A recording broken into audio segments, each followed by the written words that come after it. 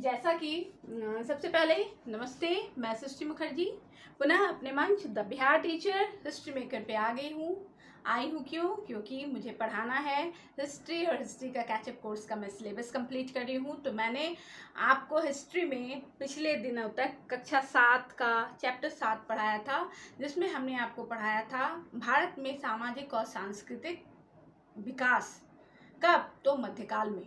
इस क्रम में हमने आपके साथ चर्चा की थी, मैंने पढ़ाया था कि भारत में मध्यकाल में ही भक्ति आंदोलन और सूफी आंदोलन की शुरुआत हुई थी। भक्ति आंदोलन और सूफी आंदोलन क्या है?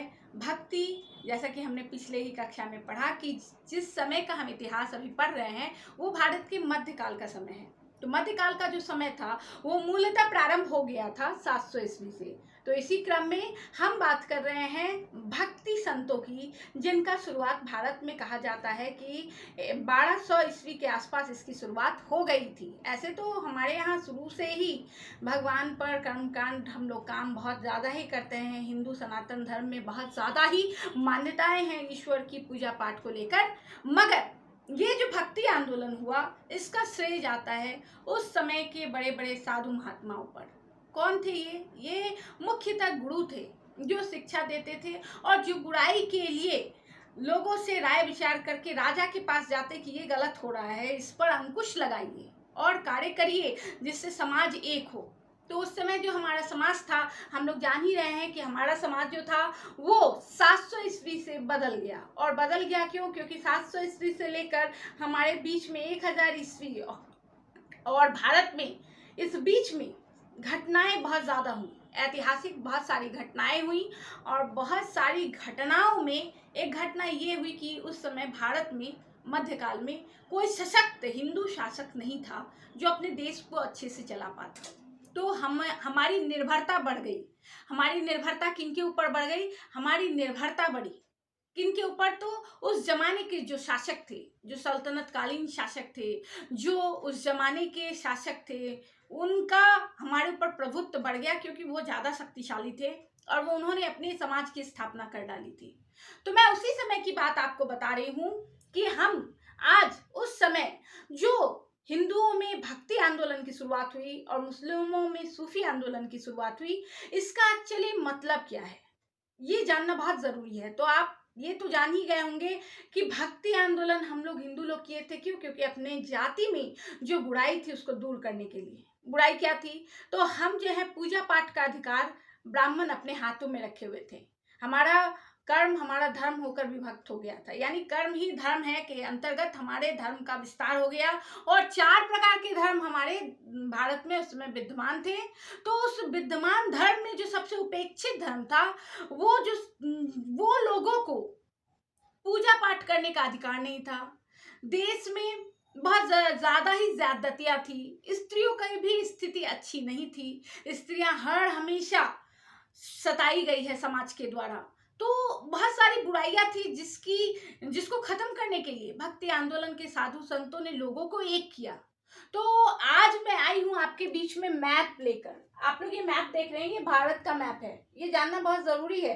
मैप, ये हमारा देश, जब आप पृथ्वी का ये जो स्ट्रक्चर है, ये स्ट्रक्चर से पृथ्वी का ये साइड भारत है, यानी इस प्रकार ये पूरा क्या है? भारत है। विश्व मानचित्र में ये ऐसे करके आपको भारत दिखेगा। और ये जो भारत हमारा देश है, ये इसका खूबी क्या है कि ये 3 तरफ पानी से घिरा हुआ है। ये जो नीला वाटर है, ये इट इज कॉल्ड वाटर, ये पानी है, यानी हम ऐसे करके समुद्र से घिरे हुए हैं।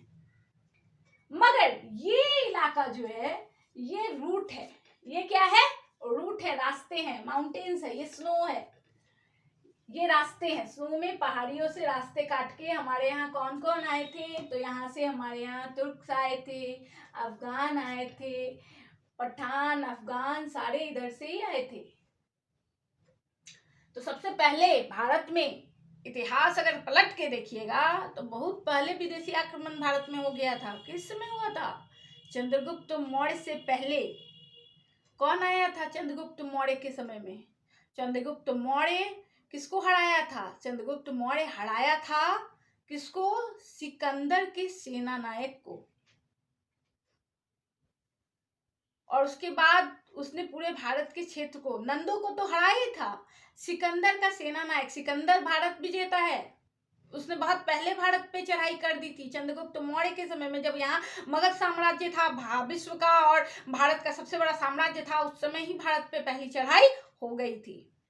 तो ये रास्ता है, हमेशा भारत में ये सॉफ्ट रहा है, यहाँ से लोग हमारे यहाँ एंट्री दिए हैं। अब ये मैं उतना पीछे क्यों चली गई कि मैं बताना चाहती हूँ आपको कि हमारे भारत पे लोगों का अट्रैक्शन बहुत ज्यादा था शुरुआत से ही। सिकंदर आया, उसके बाद चंगेज खां भी आया था, उसके बाद गजनी गौरी, ये उसी लोग के वंशज थे और इनका अट्रैक्शन था भारत पे। वो लोग जानते थे कि भारत बहुत खूबसूरत जगह है, यहाँ बहुत ही खूबसूरती है, जिंदगी ऐशो आराम से भरी है। तो यहाँ के लिए लोगों का बहुत ज्यादा आसक्ति था, बहुत ज्यादा लगाव था, जिसके कारण ये लोग भारत पे नजरें गड़ाए हुए थे। तो मैं वही आपको बताने के लिए आज आई हूँ कि हमारे यहाँ जो है बाहरी देशों से आक्रमण बहुत पहले से होता आ रहा है, लेकिन अभी जो हम भक्ति आंदोलन की बात कर रहे हैं, इस भक्ति आंदोलन का बताने का एक ही मात्र उद्देश्य है कि हमारे भारत में 12वीं सदी आते आते हमारे हिंदुओं में स्थिति खराब हो गई थी। क्या हम लोग आपस में बट गए थे, हम एक दूसरे को मदद नहीं करते थे, जिसके कारण क्या हुआ, तो हमारे ऊपर विदेशी शक्तियों ने ऐसे तो आते थे और लूट के जाते थे, लूटते थे। कहा जाता है कि जब गजनी और गौरी ये जो आए थे भारत में, तो भारत का सबसे पुराना जो विश्वविद्यालय था उसको इतना जलाया था कि 6 महीना तक जला था। कौन सा विश्वविद्यालय?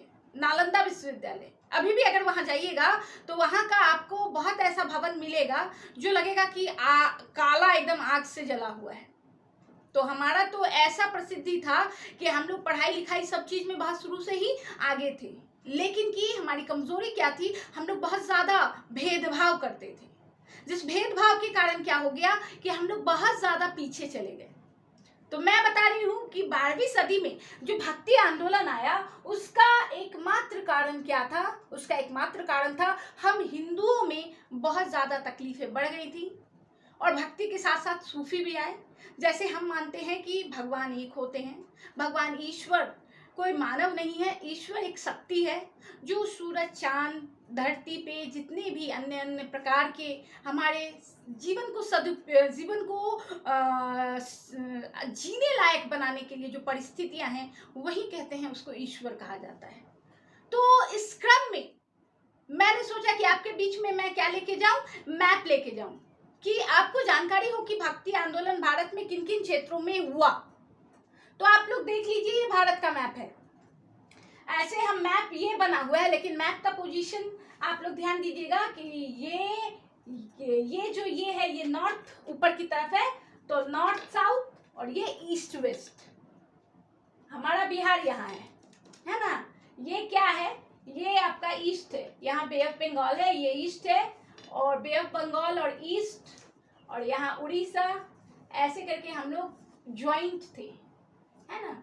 ये हम लोग क्या थे, उड़ीसा, वेस्ट बंगाल और बिहार तभी ज्वाइंट थे, और झारखंड, हम लोग इतना एरिया ज्वाइंट थे। ये आप देखिए। अब मैं बात कर रही हूँ किस समय की, मैं बात कर रही हूँ कब की, तो मैं बात कर रही हूँ 12वीं सदी की, और मेरे पास है मॉडर्न मैप। 12वीं सदी का मैप मुझे अभी उपलब्ध नहीं हुआ है, तो मैंने सोचा मॉडर्न मैप से ही आपका कंसेप्शन क्लियर कर दूं। तो सबसे पहले जो भक्ति आंदोलन की शुरुआत हुई थी वो भारत के इस प्रदेश में हुई थी, महाराष्ट्र में। और यहाँ के एक बहुत बड़े गुरु थे। गुरु कौन थे? तो गुरु थे शंकराचार्य। शंकराचार्य को शंकराचार्य केरला में हुए थे, केरल में हुए थे, यानी इस प्रदेश में, ये दक्षिण, इसको टोटल लीजिए, इस दक्षिण प्रदेश में सबसे ज्यादा क्या हुआ था, तो दक्षिण प्रदेश में सबसे पहले भक्ति आंदोलन की शुरुआत हुई थी। और इसमें दक्षिण के बड़े बड़े साधु महात्मा में एक नाम आता है स्वामी शंकराचार्य जी का। और शंकराचार्य जी ने भक्ति आंदोलन की शुरुआत की। इनके सहकर्म में इनके साथ रामानुज जी भी रहे, और इन्होंने यहाँ शुरुआत की, और इसका फर्क पड़ा कहाँ, तो ये उड़ीसा यहाँ पड़ा, वेस्ट बंगाल पड़ा, बिहार भी उसमें आ गया, और फिर इस तरफ से होते हुए ये गुजरात होते हुए ये इलाका, और इधर इन सब इलाकों में भी इसकी शुरुआत हुई। इसकी शुरुआत क्यों हुई? क्योंकि हमारी जाति में, हमारे में उस समय बहुत ज़्यादा रूढ़िवादिता आ गई थी। हम लोग बहुत ज़्यादा ही रूढ़िवादी हो गए थे। हम लोग सच्चाई को जानकर भी सच्चाई पे पर्दा गिराते थे। जैसा कि उस दिन मैंने आपको किताब में ही पढ़ाया था कि हम लोग आपस में मिलकर रहना नहीं चाहते थे। तो ये जो नहीं मिलकर रहना चाहते थे, अपना एक ग्रुप बना लिए थे, अपना एक समूह बना लिए थे, जिसके कारण हमारा जो समाज है, हमारा जो देश है, वो विखंडित होता चला गया। तो हिंदुओं ने जो धार्मिक प्रचार प्रसार किए उस समय, उसको कहा जाता है भक्ति आंदोलन। उसी प्रकार मुस्लिमों में भी उस समय जो प्रचार प्रसार हुए उसको कहा जाता है सूफी आंदोलन। अब सूफियों के बारे में जान लीजिए कि सूफी यहाँ 12वीं सदी से पहले भारत में एंट्री किए थे।